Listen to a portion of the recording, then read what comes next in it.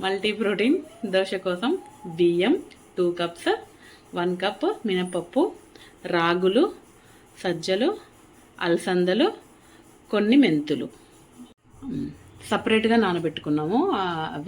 ఇవి వచ్చేవరకు మనకి మినపప్పును బియ్యము, ఇవి వచ్చేవరకు మెంతులు, అలసందలు, రాగులు, సజ్జలు. మనం తీసుకున్న రాగులు, సజ్జలు, అలసందలు, మెంతులు ఫస్ట్ గ్రైండ్ చేసుకోవాలి.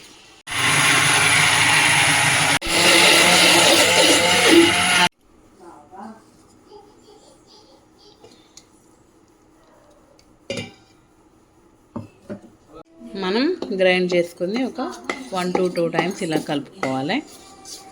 కలుపుకొని మనం దీన్ని ఓవర్ నైట్ ఫర్మెంటేషన్ చేయండి ఒక డార్క్ ప్లేస్లో.